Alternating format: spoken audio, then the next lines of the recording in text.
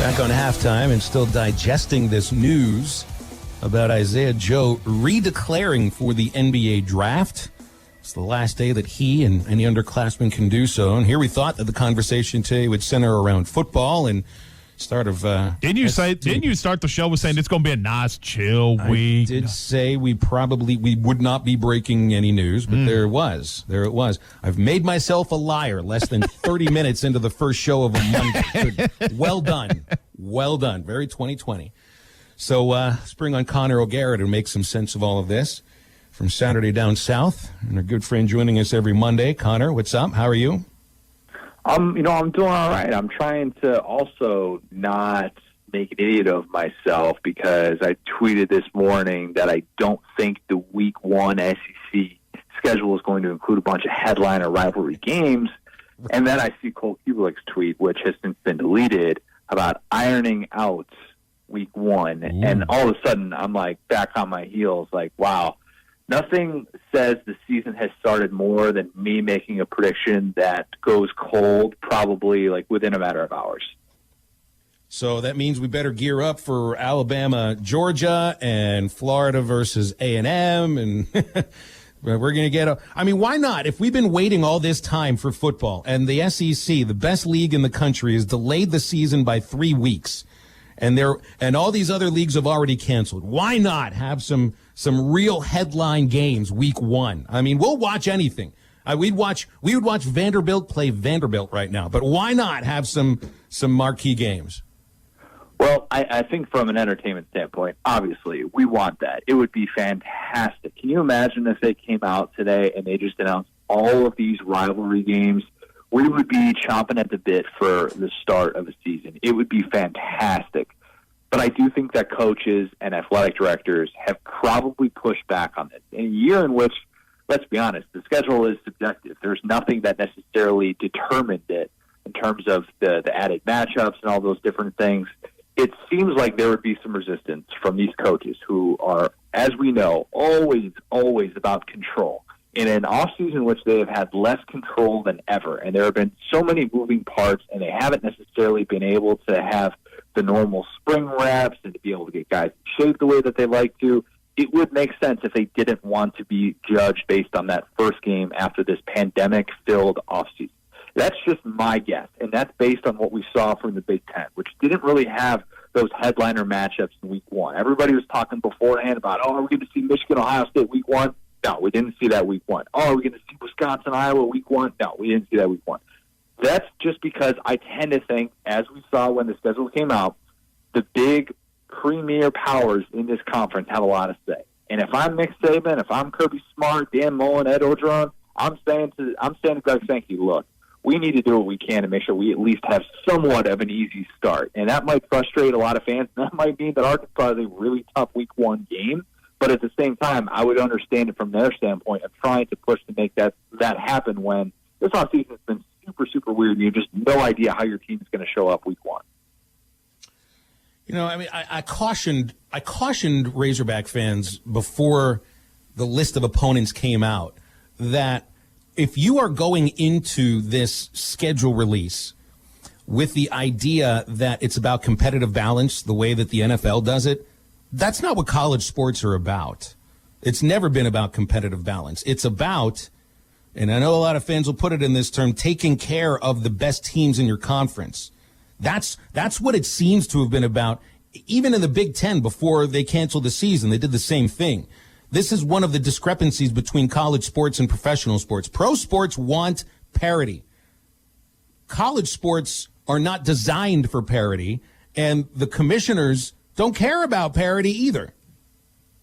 No, they don't. And that's what I was suggesting before any of that schedule stuff came out was, hey, they're going to do what they've always done, which is make the path to the playoff the best it can possibly be for the contenders. Now, in a 10-game schedule in the SEC, you're facing 10 of 13 teams. It's not like Florida, just because they didn't have the Alabama game added, avoided all of these contenders. You're going to be facing 3/4 of the league this year. The league, in terms of the difference between the hardest schedule and the easiest schedule, it has never been closer in a year like this one. And that's what I would remind Arkansas fans who, I understand, look, you're frustrated. The optics are bad. when you have Georgia and Florida added, and you're the team that's been the doormat in the SEC the last 3 years, you've got a first-year coach, you feel like you just can't catch a break. You're already in the toughest division in football. That's brutal. I get it. But when your yearly crossover was Mizzou, and your rotating crossover this year's Tennessee, who, in my opinion, is the fourth best team in that division behind Kentucky. Yeah, you're going to add two really, really difficult games. And Mizzou is in the same position. When your crossover is against Arkansas, there are only so many teams left that you can face.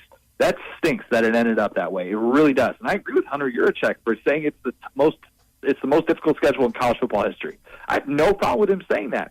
At the same time, understand the dynamics at play here. Understand that Arkansas' schedule was going to get more difficult no matter what. They can't face themselves. In the same way that the contenders can't face themselves, Arkansas can't then turn around and face what's been the worst team in the SEC. So I do think that there needs to be perspective when you look at the two added games, and I caution people that got caught up in looking at the two added games, take a step back and look at the entire 10-game schedule, because there's really not – it's not like there's teams that are missing two contenders or anything like that.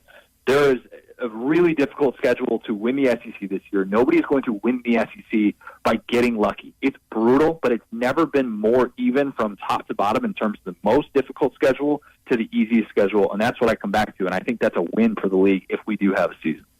100% agree with what you just mentioned about the schedule, because you're right. You play the two, not necessarily the weakest teams in the East, but it's just by default it's what you get to. 100% agree, Connor. We're talking to Connor O'Gara here on Halftime. Connor, we got some good news, I guess. Now we've got practice starting today for many of the SEC schools, and Arkansas in particular.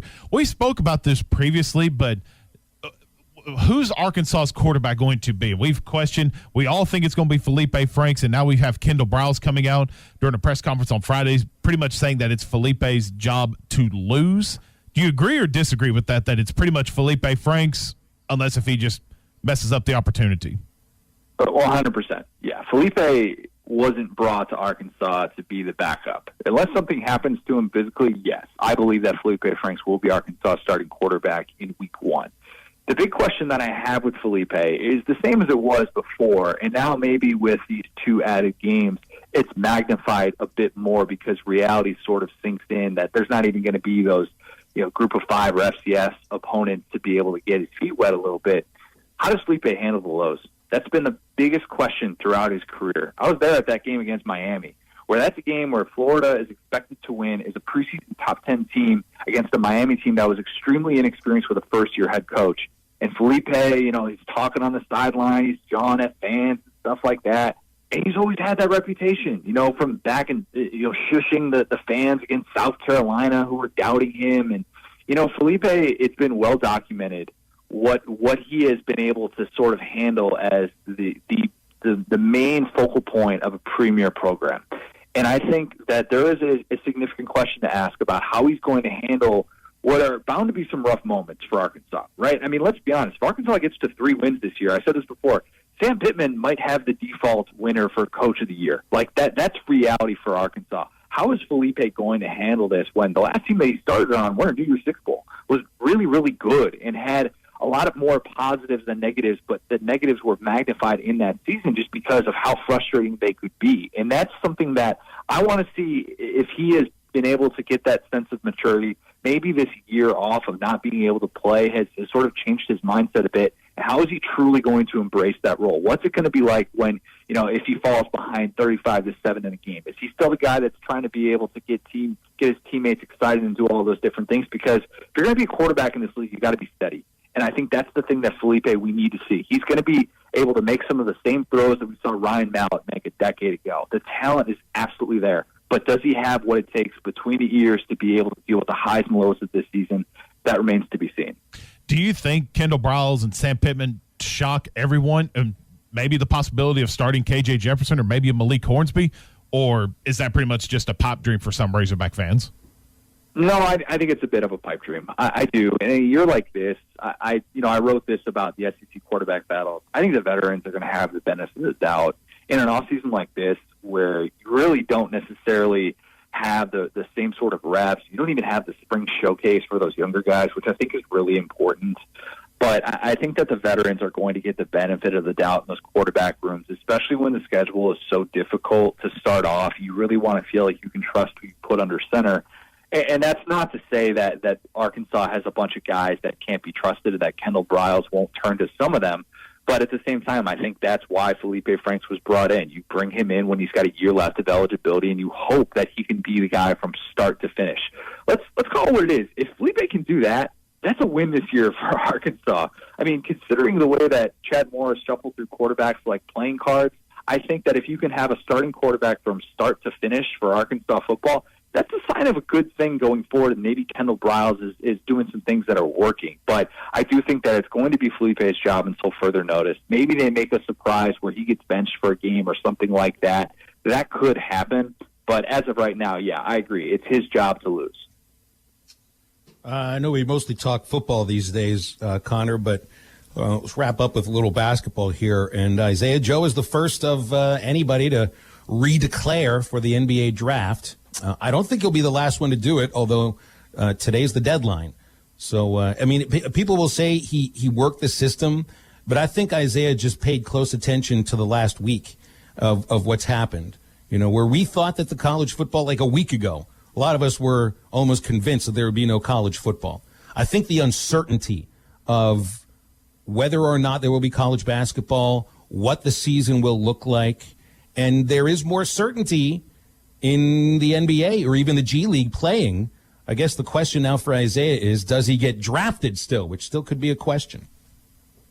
Yeah, and that's a very fascinating dynamic, and it's so different with the NBA, with these guys really getting all of this time. I mean, we're into August, and we're still talking about whether or not kids are going to be declaring for the draft. And like that timeline is so unique. And I mean, I'm not going to fault someone for trying to use all the time that he had available during a very, very uncertain time when there's just so many other contributing factors. I don't blame anybody for wanting to start that clock with the uncertainty that hangs over college basketball this season. So, yeah, I mean, I fully understand why, even if he doesn't get drafted, it could still be seen as a smart move to be able to go to the G League. G League is getting increased exposure. The potential opportunity to be able to play and get onto an NBA roster still could be there in the same way that if you were to come back for another year at Arkansas. Obviously, that frustrates local fans to be able to hear that, and that's a bummer. But at the same time, got to kind of understand that nothing right now feels like a certainty, and the quicker that you can get potentially to that paycheck, or maybe even avoiding,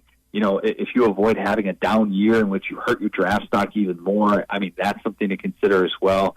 A lot of different dynamics that are working right now for all of these kids who are on the cusp of you know, getting to that next level, and certainly understand why somebody would want to use all the information available. All right, Connor, good stuff as always, man. Appreciate you. Have a good week. You're the man, Talk next Connor. Monday. Sounds good. You too, guys. Absolutely. Connor O'Gara, Saturday Down South.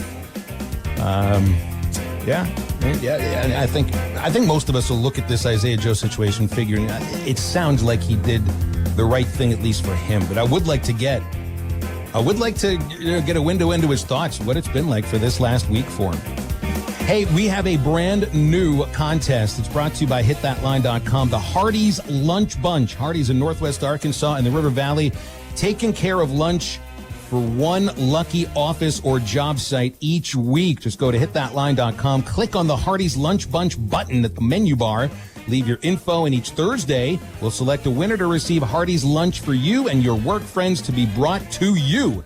It is really that simple to enter. Hitthatline.com, click on the Hardee's Lunch Bunch button, enter once per day and a new winner every week. That's from hitthatline.com, and Hardee's